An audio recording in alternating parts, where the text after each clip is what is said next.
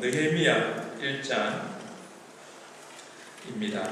우리 구약성경 727쪽 느헤미야 1장 1절에서 5절까지의 말씀을 봅니다. 느헤미야 1장 1절에서 5절 말씀 합독하도록 하겠습니다. 하가랴의 아들 느헤미야의 말이라. 아닥사스다 왕 제20년 기스를 월에 내가 수상궁에 있는데 내 형제들 가운데 하나인 하나니가 두어 사람과 함께 유다에서 내게 이르렀기로 내가 그 사로잡힘을 면하고 남아있는 유다와 예루살렘 사람들의 형편을 부른즉 그들이 내게 이르되 사로잡힘을 면하고 남아있는 자들이 그 지방 거기에서 큰 환난을 당하고 능욕을 받으며 예루살렘 성은 허물어지고 성문들은 불탔다 하는지라. 내가 이 말을 듣고 앉아서 울고 수일 동안 슬퍼하며 하늘의 하나님 앞에 금식하며 기도하여 이르되 하늘의 하나님 여호와 크고 두려우신 하나님이여 주를 사랑하고 주의 계명을 지키는 자에게 언약을 지키시며 긍휼을 베푸시는 주여 간구하나이다. 아멘. 네, 오늘 이곳에서 예배하는 우리 한 분 한 분 주님의 이름으로 축복합니다. 그리고 인터넷 통해서 우리 가정에서 예배하시는 우리 성도님들 가정 한 가정 또 주님의 이름으로 축복합니다. 조금 전 광고 드린 것처럼 우리 오늘부터 이렇게 예배가 좀 달라졌습니다. 현재 저희 교회 이렇게 본당에 보조정부가 이렇게 4제곱미터당 한 사람씩 이렇게 실내에서 모임을 할 수 있는 그러한 권고사항이 있어서 또 저희 교회를 지금 여러분이 이렇게 나누어서 이렇게 앉아보니까 저희 교회 1층, 2층 다 찰 수 있는 인원이 65명 정도였습니다. 그래서 이제 보면은 1층에 이렇게 이제 거의 뭐 다 찼는데 그래서 그리고 또 그나마 우리 장년들은 이렇게라도 예배 드릴 수 있는데 학생부, 교육부 부서 예배는 아무리 해도 이렇게 방법이 없어요. 그래서 결국은 그 예배당에 이렇게 4평방미터 안에 한 사람이 들어가서 이렇게 예배할 수 있는 그런 방법이 없어서 그래서 지금 교육부 예배가 이제 없어지게 되는 거죠. 다음 주부터 그래서 자녀들, 초등학생과 중고등부 학생을 데리고 있는 자녀를 둔 학부모님들은 자녀들과 함께 이 1부 혹은 2부 예배에 참여가 가능하시겠고 오늘도 제가 어제 이렇게 유치부 우리 학부형들에게는 정중하게 그렇게 부탁을 드렸는데 유치부 자녀를 두신 분들은 가급적 가정에서 아이들과 함께 인터넷을 통해서 예배해달라는 그런 말씀을 드렸습니다. 그리고 무엇보다도 가만히 생각하니까 결국은 이제 우리 교회 예배가 뭐 여기에서 예배하든 가정에서 예배하든 결국은 이 가족들이 함께 모여서 예배하게 되겠더라고요. 그래서 그러면서 하나님 앞에 이 시간이 하나님 우리에게 정말 하나님께서 어떤 시간으로 우리에게 허락되어진 시간인지 우리가 제대로 분별할 수 있도록 이렇게 기도하는 가운데에 그러면 결국은 우리가 이 기회에 우리 가족들이 함께 가정에서 예배하든 아니면 이 교회에 와서도 가족들이 이제 함께 이렇게 예배하게 되는데 이 시간을 우리가 정말 교회 같은 가정을 한번 세워보는 그런 시간으로 삼았으면 좋겠다라는 그런 마음을 주셔서 사실은 뭐 이게 몇 달이 갈지는 모르지만 이제 우리가 누가복음 강해를 배우던 걸 좀 멈추고 그래서 이제 오늘은 이제 느헤미야서를 통해서 또 쭉 해나가면서 교회와 같은 가정 세우기라는 그러한 큰 주제로 이 가정에 대한 그러한 하나님의 말씀을 통해서 우리 각 가정들에게 말씀하시고자 하는 그 하나님의 뜻들을 이런 시간들을 통해서 좀 깨우침을 받고 또 하나님이 우리 가정들을 세우는 그 일에 이 시간을 사용하시기를 기뻐하지 않으실까라는 그러한 마음으로 오늘부터 우리 느헤미야서 이 본문을 통하여서 이렇게 설교하게 되는데 그래서 이제 교육부 예배가 없으니까 우리 교육부 자녀들에게는 이제 본문이 정해졌고, 그래서 우리 교육부의 목사님 혹은 강도사님, 전도사님께서 이 본문에 관련된 그러한 공간 내용을 이렇게 작성해서 여러분 부모님을 통해서 이렇게 온라인을 통해서 혹은 교회로 오시는 분들에게는 오프라인을 통해서 이렇게 드릴 겁니다. 그러니까 이제 교회에서 선생님들이 주일날 자녀들 공부를 못 시켜요. 그러니까 여러분 부모님들께서 가정에서 교사가 되어 주셔야 하는 겁니다. 그래서 여러분이 예배 마치고 나서 반드시 그것들을 가지고 자녀와 함께 오늘 설교의 내용을 가지고 다시 한번 더 말씀을 되짚고 또 우리 자녀와 함께 공부한다라는 그러한 생각을 가지시고 더욱더 가정 안에서 특별히 우리 자녀들이 이 시간에 하나님 앞에 예배하는 것, 또 하나님 앞에 세워지는 그것들이 흐트러지지 않도록 부모님들께서 더 많이 기도해 주시고 협조해 주시기 바랍니다. 그리고 이제 이 시간들이 다 끝나서 다시 교회로 모였었을 때에는 이제는 교회 같은 가정 세우기가 아니라 가정 같은 교회로 그동안 교제하지 못했고 함께 나누지 못했던 그런 것들을 더 풍성하게 나눌 수 있는 그런 시간이 되었으면 좋겠습니다. 어쨌든 하나님 우리에게 주신 이 시간을 우리가 육체를 위해서 심는 자는 반드시 육체로 말미암아 썩어질 것을 거두게 될 것이고, 우리가 이 시간들을 성령을 위해서 심으면 반드시 성령 안에서 영생을 거두게 될 줄로 믿습니다. 우리 가정들이 다 그와 같은 열매 맺게 되기를 바랍니다. 여러분 코로나라는 것은 사실은 그 라틴어에서 왔는데 이 왕관을 뜻하는 그런 단어입니다. 우리가 이 태양을 쳐다보면 그 태양 주변에 이글거리는 그 부분들을 우리가 코로나라고 이렇게 표현하기도 하는데, 그 부분도 이렇게 옛사람들이 볼 때에는 마치 왕관처럼 그렇게 빛나는 그러한 거라서 이름을 그렇게 붙였습니다. 근데 이제 사실은 이 코로나 바이러스도 이렇게 현미경으로 자세히 들여다보면 마치 태양의 그 표면과 같이 그 코로나 같이 그렇게 아주 예뻐요.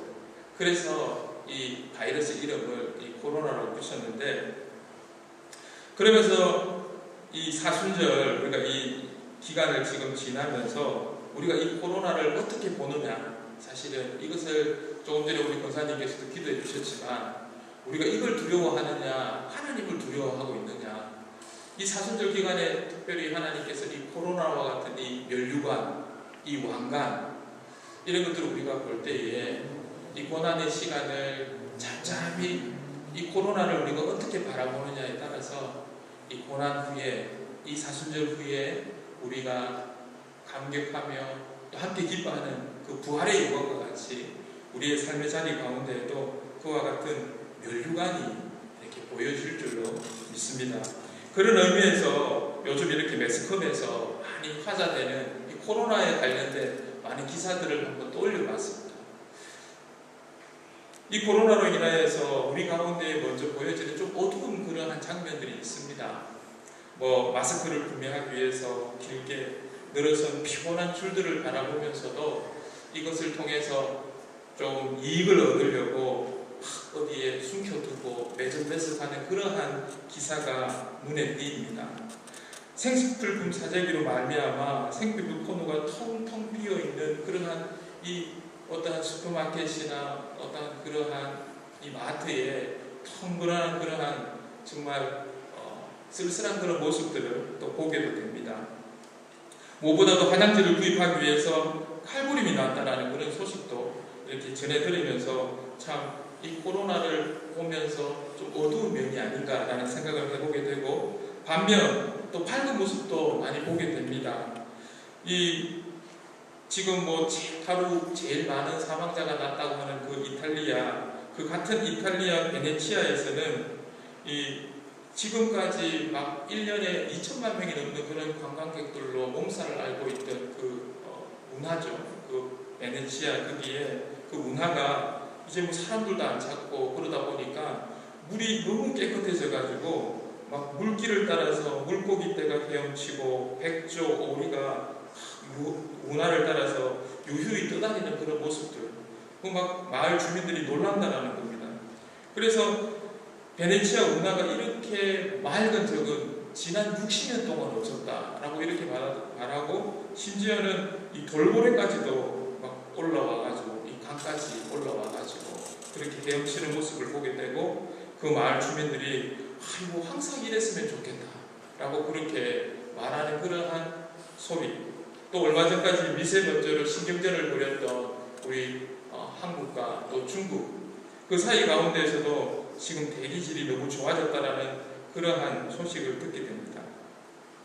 앞부분의 그 소개 기사들을 보면은 사람들이 이 코로나를 보면서 스스로 어떻게 보면 살아보겠다고, 스스로 자기 자신을 조금 더 안전하게 만들어 보겠다고 막 몸부림치는 그러한 생존에 이 힘쓰고 애쓰는 장면인데, 어딘가 모르게 좀 씁쓸함이 남는, 감출 수 없는 그런 장면인 반면에, 오히려 뒤쪽에 보여지는 이러한 내용들은 인간이 떠난 자리, 인간의 힘씀과 애씀이 사라진 그곳에서 오히려 또 하나의 생명의 회복, 치유의 역사, 이런 것들이 일어나는 모습을 보면서 참 감탄하지 않을 수가 없다는 겁니다.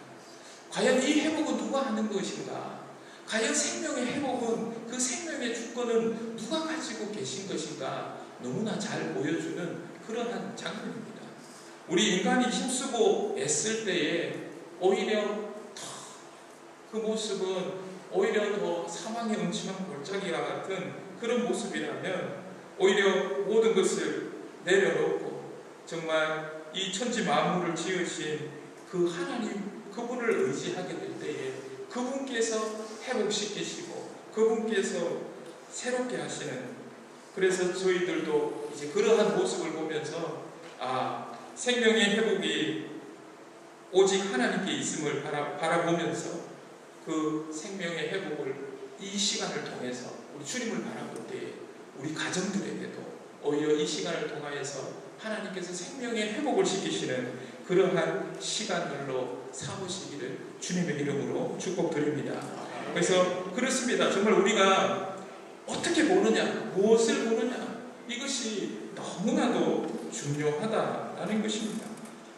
얼마 전에 그 한 영상에서 이 KBS에서 이 영상을 이렇게 찍으면서 시험을 하는데, 어떤 시험을 하느냐면, 사람들이 이 보는 글자 때문에 무슨 글자를 보고 무슨 글자를 읽느냐에 따라서 사람이 변하는, 그것을 행동이 변화되는 것을 시험하기 위해서 시험을 하는데, 이렇게 이제 그 시험의 목적과 이유를 전혀 설명해 주지 않고 그냥 무작정 수십 명의 사람들을 어떠한 장소로 와달라고 말합니다.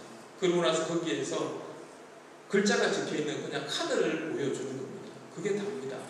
그리고 나서 이제 돌아가라 라고 그렇게 말하는데, 근데 실제로 그 실험은 이 카드를 보여주는 이 장소에 있는 게 아니라, 사실의 그 실험은 다른 곳에서 이루어지는데, 이 사람들이 이 실험 장소에 올 때에 이 사람들의 걸음걸이를 어느 정도 공간을 딱 정해서 측정을 합니다. 그리고 나서 이 실험 장소에 와가지고 글자를 보고 나서 이제 돌아갈 때에 똑같은 거리를 돌아가는데 이 사람들이 얼마만큼의 또 속도로 이곳을 지나가게 되는가, 이제 이걸 측정하는 건데, 이제 결론은 무엇을 하기 위해서 가는지도 모르는 이 사람들이 그냥 막연히 평상시처럼 어떤 곳을 지나가서 카드에 적혀있는 글자 가운데에 첫 번째 실험자들은 다 이렇게 우리가 노년을 떠올릴 수 있는 글자, 뭐 은퇴, 또 노년, 뭐 정년, 뭐 이런 글자들을 쭉 보여줍니다. 그리고 나서 이제 그 사람들이 지나갈 때 다시 왔던 장소를, 그 거리를 지나가는데 돌아와서 들어올 때의 걸음걸이보다 2초나 늦게, 그것을 평균적으로 2초나 늦게 통과하는 결과를 만들어내고, 또 반면에 반대의 사람들에게는 와서 젊음, 생명, 생기, 뭐 이런 단어들을 이렇게 읽게 합니다. 근데 그 사람들은 자기가 무슨 실험을 하고 있는지 모르는 겁니다. 근데 그 사람들이 돌아갈 때 보니까 오히려 평소보다 2초나 더 빨리 그 지역을 지나가는 그러한 이제 실험의 결과를 보게 됩니다. 결국 우리가 무엇을 보느냐, 내가 이것을 보면서 공포를 보고 두려움을 보느냐, 아니면 이곳 가운데에서 회복을 보고 또 다른 생명의 응축을 보느냐, 이것이 사실은 우리의 삶을 변화시킨다는 겁니다. 그런 의미에서 오늘 우리가 읽은 이 말씀에 보면은, 오늘 1절의 이 말씀에 하갈의 아들 느헤미야의 말이라 라는 이 말씀 가운데에서 이 하갈야라는 이름을 보게 됩니다. 이 하갈야라는 이름의 의미는 어두워지다, 방해하다 라는 그러한 뜻을 가지고 있습니다. 이 느헤미야의 아버지 바로 이 하갈야인데, 이 하갈야가 자기의 인생도 어둡고 자기의 인생도 뭔가 방해받고, 그뿐만 아니라 아들이 느헤미야의 인생도 어둡게 만들고 뭔가를 방해한 듯한 그러한 느낌을 주는 의미를 가진 이름입니다. 그런데 사실 이 하갈야라는 이 사람은 우리가 역사적으로 보면 바로 지금 하나님께서 예레미야 선지자를 통해서 예언하셨던 이 유다가 바벨론의 포로로 끌려가서 70년간의 그 포로 생활을 하게 되는데, 결국 이 하갈야라는 이 느헤미야의 아버지가 바로 그 70년의 그 포로 생활 가운데에 인생을 보내게 되는 대상입니다. 그래서 그런 많은 포로들 가운데에, 그 포로 시기 가운데에 이 느헤미야의 아버지 이 하갈야도 그 시간을 보냈을 것입니다. 어떻게 보면 그 이름의 의미대로 정말 그 하갈야는 그와 같은 어두운 시대, 뭔가 방해받는 그러한 시간을, 인생을 살아갔던 사람입니다. 그래서 우리는 이제 이것을 재앙이라고 그렇게 보죠.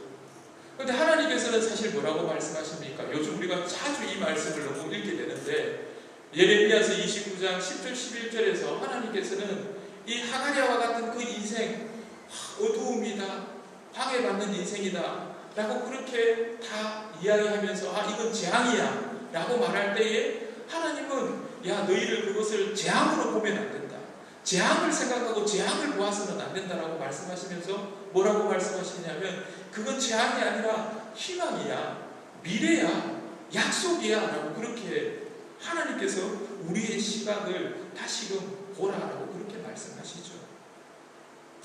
근데 이 하갈야의 이름이 어두워지다, 방해하다라는 이 의미가 있는데, 근데 사실 이 이름 가운데에는 또 하나의 의미가 그 들어가 있는데, 그것은 바로 여호와라는 의미입니다.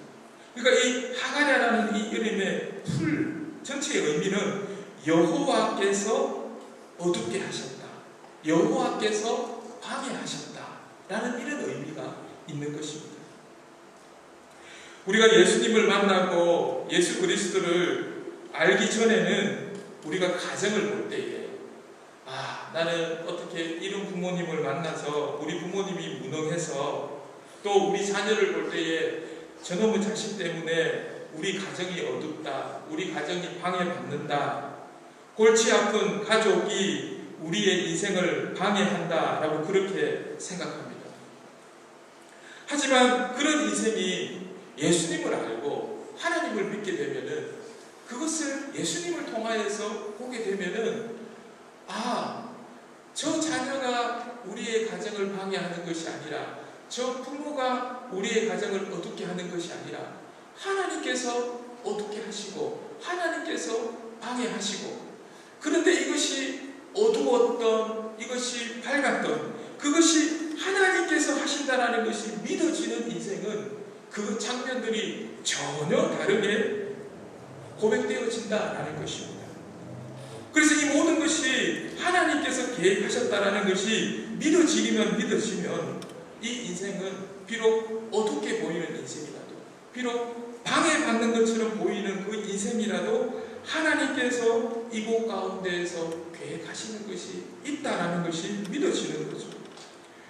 원예사들이 그 꽃꽂이 할 때에 그 꽃꽂이한 그 가지를 기름진 땅에 꼽으면 이 가지가 거의 죽을 확률이 많고, 반면에 영양분도 없고 물이 그냥 쑥쑥 빠지는 그런 모래밭에 심으면 이것이 산다라는 겁니다.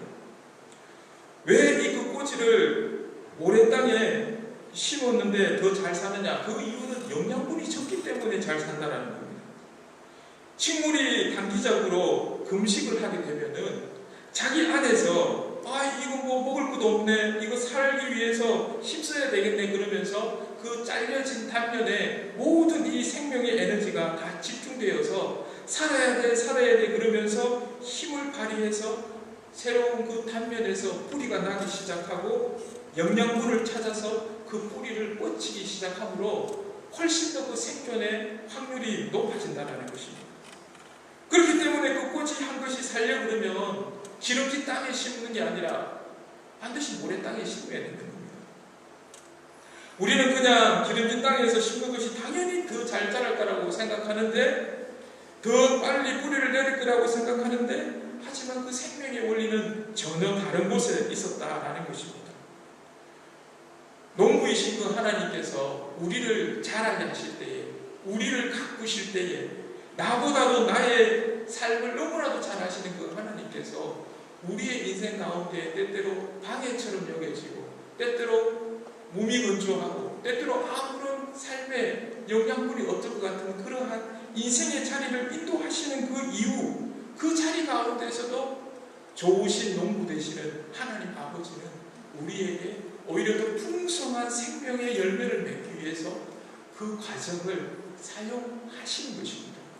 그래서 예레미야를 통해서 재앙이 아니다, 미래가 있다, 소망이 있다 라고 말씀하신 바로 그 하나님, 결국 그 하나님은 사실 그 하가랴, 어둡고 뭔가 방해받는 그 하가랴의 아들 느헤미야를 이렇게 보내셨는데, 근데 그 느헤미야의 이름이 그 의미가 뭐냐 하면 바로 위로받다라는 그 의미가 있다는 것입니다. 하나님께서 정말 오히려 이스라엘 백성들이 포로 생활 가운데에 70년이라는 그 어둠의 생활들을 하게 되고 방해받는 그런 생활들을 하게 되는데, 그 생활들을 지나고 나니까 이것이 하나님께서 진정 우리의 인생에 있어야 되는 것이 무엇인가를 깨닫게 하여 주신 시간이었구나, 위로받게 되고 하나님의 그 은혜를 깨닫게 되었던 그러한 삶. 그래서 오늘 느헤미야도 그렇게 자기 자신에 대해서 자신 있게 말하는 것입니다. 하가랴의 아들 느헤미야, 더 이상 부끄러운 아버지, 부끄러운 부모가 아니라 오늘의 내가 있기 위해서, 오늘의 위로받는 나의 삶이 있기 위해서 하나님께서 반드시 허락하셔야만 했던 그 어두운 시간, 그 방해의 시간조차도 자랑스러워지는 그러한 인생. 어쩌면 이 코로나19라는 이 시간이 우리 가운데에, 특히 교회 가운데에, 여러분, 저는 오늘 이 자리에 있어서 이렇게 문득 드는 생각이 뭐냐면, 하나님이 하신 일 중에 참 감사한 일이 하나 더 떠올랐는데, 그게 뭐냐면, 그건 해석하기 나름이지만 늘 우리 교회 예배당이 꽉 찼으면 좋겠다라는 그런 생각을 했는데, 물리적인 양으로 꽉 찬 건 아니지만 어쨌든 오늘 이 일부 예배 시간임에도 불구하고 우리가 채울 수 있는 만큼 이렇게 이 일부 예배에 지금 꽉 차서 예배 드리는 것, 이게 우리 힘으로 할 수 있었겠습니까? 하나님이 하셨다. 할렐루야. 위로가 됩니다. 감사가 되어지고. 근데 조금 더 우리가 더 기도해서 하나님께서 정말 이 시간들, 이것들을 통해서, 그리고 지금 여러분 이 모습이 얼마나 예쁜 모습인지 여러분 모르실 거예요. 이렇게 보통 이렇게 이 앞에 섰을 때 예배하는, 여러분은 이렇게 제가 굳이 여러분의 그 자유를 예배하는데 줄을 맞추고 우리가 또 신천지도 아니고, 요즘은 또 신천지 때문에 이거 사실 아름다운 모습인데 이게 오히려 이상하게 비춰지는 게 안타깝기도 해요. 근데 여러분 진짜 살아계신 하나님이 내일 보실 때에 정말 제가 봐도 참 코로나보다도 더 아름답거든요. 왕관보다도 더 아름다운 모습이거든요. 근데 사실 이걸 만약에 여러분 목사가 어느 날 올라와가지고 여러분 줄 좀 맞춰주십시오 이렇게 말하면 여러분 뭐라고 생각하겠어요? 기분 나쁘게 생각할 수도 있잖아요. 근데 오히려 하나님께서 이런 어떻게 보면 우리에게 답답한 시간이고, 지금 여러분들 이 마스크 쓰고 예배하는 분도 있는데 얼마나 답답하세요? 찬양하면서도 우리 마음속에 이거 힘껏 찬양해도 될까? 기도하면서도 저도 아까 강도사님이 통성기도 합시다 이러는데 갑자기 통성기도 안 해도 되겠는데 이러면서 이런 생각도 들었는데, 이제 그런 거죠. 방해받는데 어떻게 보면 답답한 시간인데 참 어려운 시간인데 하나님께서는 전혀 우리가 다르게 보면 하나님께서 우리 가운데 이 아름다운 것들을 회복시키시고, 그리고 오늘 우리가 헌금 여러분이 이렇게 아마 들어오시면서 넣으실 건데, 사실 저거 받고 싶거든요. 우리 교회가 좀 저랬으면 좋겠다는 마음이 어느 정도 있었어요. 근데 이제 제가 그렇게 하자 그러면은 이게 또 원래 그렇거든요. 이렇게 이제 목사가 갑자기 와가지고 우리 그런 농담 자주 듣지 않습니까? 피아노 하나 옮길 때도 어떻게 해요? 1cm씩 1cm씩 옮겨야 된다고. 근데 아무튼 하나님 앞에 이 예배가 참 많이 회복된다, 예배가 많이 아름다워진다라는 그러한 감사를 아니할 수가 없는, 이건 뭐 물론 저의 입장일 수도 있지만, 어쨌든 우리 가정이 하나님 안에서 우리 자녀들을 바라볼 때, 우리 부모들을 바라볼 때, 내 인생을 바라볼 때에 하나님께서 이렇게 아름답게 하시고, 하나님께서 이렇게 위로하시기 위해서, 회복시키시기 위해서 하나님께서 하시는 그 어둠의 시간들, 그 방해받는 시간들조차도 감사할 수 있는 우리 모든 가정들이 되기를 주님의 이름으로 축원드립니다. 여러분 참 죄송하지만 오늘 일부 예배는 반만 설교하겠습니다.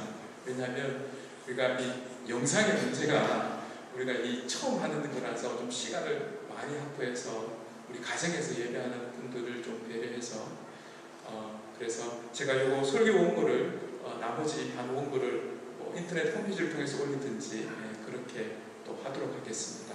기도하겠습니다.